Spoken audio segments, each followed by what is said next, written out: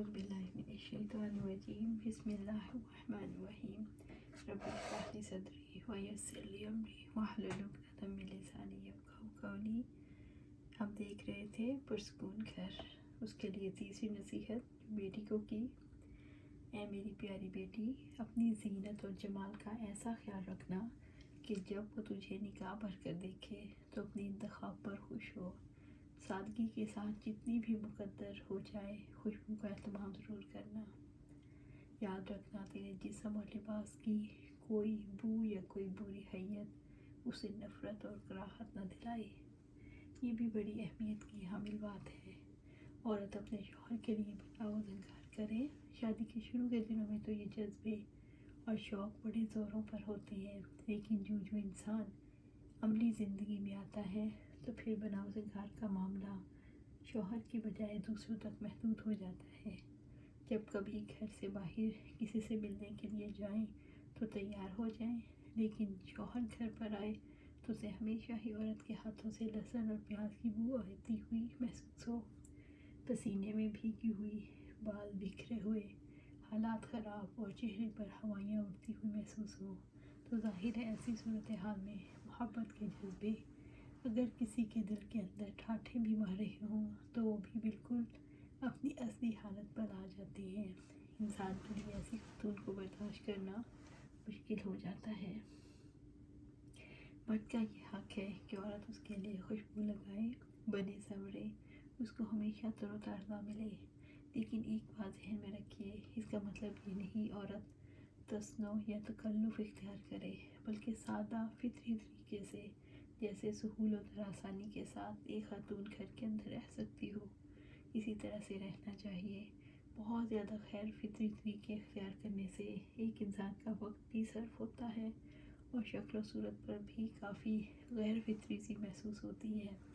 اسی وجہ سے فطری انداز زیادہ بہتر ہے۔ بس اپنے آپ کو صاف ستھرا رکھے، خوشبو ضرور لگائے، کپڑے اچھے پہنے، صاف ستھرے پہنے، اور سب سے زیادہ ان کپڑوں کے اندر کی جو خاتون ہے اس کے مزاج کا درست ہونا ضروری ہے، یعنی وہ مثبت سوچ رکھتی ہو، اپنے آپ کو ہلکا پھلکا محسوس کر رہی ہو اور دوسروں کو برداشت کرنے کی پوزیشن میں ہو، دوسروں کے لیے دل میں کھلی جگہ رکھتی ہو۔ یہ بات بہت زیادہ ضروری ہے۔ چوتھی نصیحت، اے میری بیٹی، اپنے شوہر کی نظر میں بھلی لگنے کے لیے اپنی آنکھوں کو سرمے اور کاجل سے حسن دینا، کیونکہ پرکشش آنکھیں پورے وجود کو دیکھنے والے کی نظر میں جچا دیتی ہیں۔ غسل اور وضو کا اہتمام کرنا یہ سب سے اچھی خوشبو اور نظافت کا بہترین ذریعہ ہے۔ پچھلی نصیحت کے مقابلے میں یہاں زیادہ وضاحت ہے۔ جو چیزیں فطرت سے زیادہ قریب ہیں اگر انہی کو استعمال کیا جائے تو زیادہ پریکٹیکل ہے، اور دوسری بات یہ کہ انسان بھلا بھی بہت لگتا ہے۔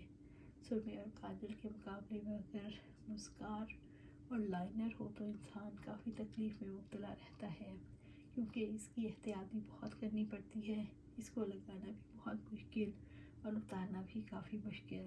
پھر یہ کہ جب کبھی بھی آنکھیں مسکارے یا آئی لائنر کے بغیر ہوتی ہیں تو انسان کی شکل و صورت کافی مختلف نظر آتی ہے۔ بس فطری انداز میں رہنا زیادہ ضروری ہے۔ اسی طرح سے غسل اور وضو سے کیا چیز انسان کے اندر آتی ہے؟ خیالات کی پاکیزگی، فکر کی پاکیزگی اور طہارت بھی۔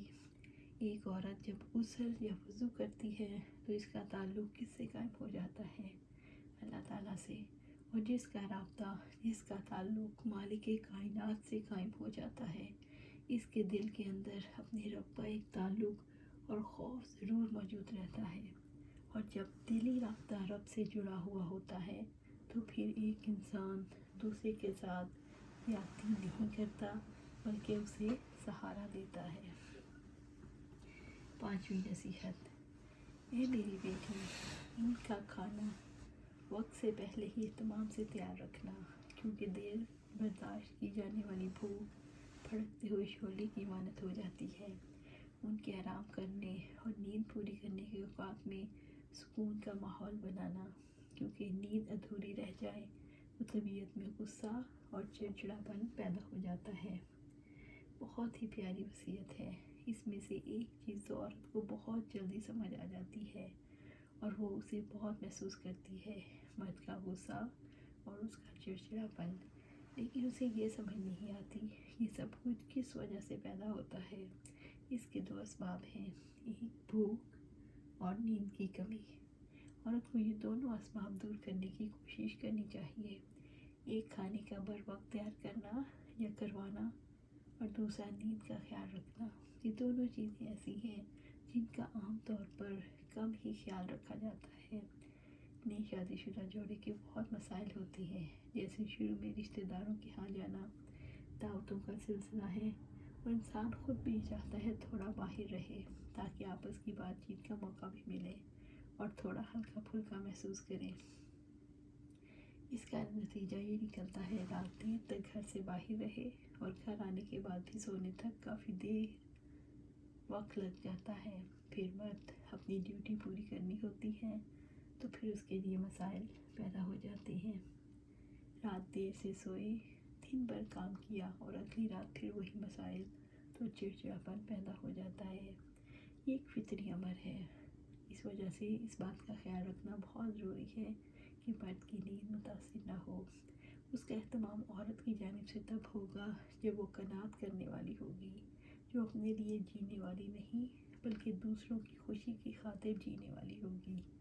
ایک انسان جب زمین سے اوپر اٹھتا ہے تب اس کے اندر یہ خصوصیات پیدا ہوتی ہیں اور پھر وہ اپنے لیے نہیں دوسروں کے لیے جیتا ہے۔ وہ انسان بلند ہو جاتا ہے جو دوسروں کا خیال رکھتا ہے۔ یہ بات انتہائی اہم ہے۔ اگر بھوک زیادہ دیر تک برداشت کی جائے تو بھڑکتے ہوئے شعلے کی طرح ہو جاتی ہے اور غصہ بہت آتا ہے۔ اس وجہ سے بھوک مٹانے کا اہتمام صحیح انداز میں اور صحیح وقت پر کرنا چاہیے۔ چھٹی نصیحت، اے میری پیاری بیٹی، ان کی گھر اور ان کے مال کی نگرانی کرنا، ان کی اجازت کے بغیر کوئی گھر میں نہ آئے، ان کا مال نمائش اور فیشن میں برباد نہ کرنا، کیونکہ مال کی بہتر نگہداشت حسن انتظام سے ہوتی ہے اور اہل و عیال کی بہتر حفاظت حسن تدبیر سے۔ بہت ہی اہم وصیت ہے۔ مال ہر مرد کو بہت پیارا ہوتا ہے، اس نے محنت سے کمایا ہوتا ہے، اس کے لیے وقت لگایا ہوتا ہے اور وہ اپنے مال کے بارے میں کافی کانشیس ہوتا ہے۔ عورت اپنی شادی کے ابتدائی دنوں میں سوچتی ہے ہمارا آپس کا تعلق ایسا ہے جہاں مرد میری ہر بات کو برداشت کرنے کی پوزیشن میں ہے۔ اس وجہ سے وہ مال کے بارے میں غیر ذمہ دارانہ رویہ اختیار کرتی ہے۔ ہماری سوسائٹی کا کچھ یہ مسئلہ بھی ہے، بچیوں کو گھرداری کے لیے تربیت نہیں دی جا رہی اور خاص طور پر مالی معاملات کے حوالے سے آج کل یہ طریقہ اپنا لیا گیا ہے، بچیاں بغیر سوچے سمجھے خرچ کرتی ہیں۔ کس مد میں خرچ کرنا چاہیے یہ بات ان کے ذہن میں نہیں رہتی۔ اس وجہ سے جب بجٹ غیر متوازن ہو جاتا ہے تو آپس کے تعلقات بھی متاثر ہو جاتے ہیں۔ شروع کے دنوں کی محبت آہستہ آہستہ ختم ہونا شروع ہو جاتی ہے اور پھر وہی محبتیں بے اعتدالیوں کی وجہ سے نفرت میں بدلنے لگتی ہیں۔ تو ایک ایمان والی لڑکی کے لیے لازم ہے وہ خرچ میں بے اعتدالی نہ برتے، کیونکہ اسلام اسراف فضول خرچی سے روکتا ہے اور بخل سے بھی روکتا ہے۔ اعتدال کا رویہ اختیار کرنا بہت ضروری ہے۔ بے اعتدالی کیسے ہوتی ہے؟ جب انسان بے جا خرچ کرتا ہے، مثلاً شروع میں مہمان نوازی کا اتنا تجربہ نہیں ہوتا تو غیر متوازن طریقہ اختیار کیا جاتا ہے۔ الحمدللہ، مثلاً اپنے گھر والے آئے تو دل کھول کر سامنے رکھ دیا اور یہ سوچا ہی نہیں پورے مہینے میں کیا بنے گا۔ الحمدللہ، اسی طرح سے سہیلیاں ملنے کے لیے آئیں تو جی چاہا ان کی بہت زیادہ خدمت کی جائے کہ یہ باتیں ذہن میں ہوتی ہے کہ جن کی وجہ سے ایسا رویہ سامنے آتا ہے، پھر اس کی وجہ سے مالی معاملات متاثر ہو جاتے ہیں۔ پھر ایسے ہی باہر نکلے تو کوئی نہ کوئی چیز خرید کر لے آئے۔ عام طور پر نئی شادی شدہ جوڑے ایسی حرکتیں بہت کرتے ہیں۔ باہر گھومنے پھرنے کے لیے گئے تو ساتھ شاپنگ بھی کر کے آ گئے۔ اب ایسا معاملہ کتنے دن چل سکتا ہے؟ ظاہر سی بات ہے زیادہ دنوں تک نہیں، اور ایک مومن عورت کے لیے کس اس چیز کی ضرورت ہے کہ بلا ضرورت اسے کوئی کام بھی نہیں کرنا، کوئی لفظ منہ سے نہیں نکالنا، اور جیسے بے مقصد باتیں اس نے نہیں کرنی تو بلا مقصد کام بھی نہیں کرنے۔ اسی طرح سے ایک عورت کو بننے سنورنے کا بہت شوق ہوتا ہے۔ مثال کے طور پر ایک لڑکی نے یہ سمجھ لیا شوہر کے آنے پر میں نے خوشبو لگانی ہے، پھر جب بھی وہ بازار جاتی ہے اسے پرفیوم خریدنے کی فکر لگ جاتی ہے۔ اس کے ذہن میں یہی بات ہے کہ میں یہ شوہر کی خوشی کے لیے کرنا چاہتی ہوں۔ اب ایک طرف وہ شوہر کی خوشی کو دیکھ رہی ہے لیکن دوسری طرف اس کا غم نہیں دیکھ رہی۔ جب شوہر کا مال کم ہوگا تو پھر کس طرح کی صورتحال پیدا ہو جائے گی۔ اسی طرح سے بلا وجہ مال خرچ کرنا، آئے دن کے فیشن اپنانا، مثلاً ابھی شادی کے کپڑے بنائے تھے اور اب یوں محسوس ہوا فیشن تھوڑا تبدیل ہو گیا ہے تو پھر نئے کپڑے بنانے کے چکر میں ہے۔ جب نئے کپڑے بنانے کی کوشش ہوگی تو مال بھی زیادہ خرچ ہوگا۔ کبھی جوتے ان نہیں رہے، کبھی جوتے پرانے ہو گئے، کبھی گھر کی ڈیکوریشن خراب ہو گئی۔ تو ایک عورت کو اپنے مالی حالات کے مطابق رہنا آنا چاہیے جتنے اس کے ذرائع ہیں، اللہ تعالیٰ کے خوف کے تحت اور دنیا کی محبت میں مبتلا ہوئے بغیر۔ اس کو یہ جان لینا چاہیے کہ ضرورت کا تو میں خرچ کر سکتی ہوں، بلا ضرورت خرچ کرنے کے لیے اللہ تعالیٰ کے ہاں جواب دینا ہوگا۔ اور مال صرف اپنی خواہشات پر قربان نہیں کرنا، اسی مال سے میں نے جنت بھی خریدنی ہے۔ پھر اس طرح سے گھر میں آمد و رفت والی بات بہت زیادہ اہم ہے۔ گھر میں آنے جانے والے افراد کی وجہ سے آپس کی تلخی بہت پیدا ہوتی ہے۔ اسی وجہ سے گھر میں آنے جانے والے افراد کے حوالے سے اگر شوہر کی اجازت لے لی جائے اور اس کی خوشی کا خیال رکھا جائے تو تعلقات متاثر نہیں ہوتے، بصورت دیگر حالات بہت خراب ہو جاتے ہیں۔ دو باتیں ہیں جن کا اس وصیت کے مطابق خیال رکھنا بہت ضروری ہے۔ ایک، حسن انتظام، مالی معاملات کے حوالے سے حسن تدبیر۔ حسن تدبیر کس حوالے سے؟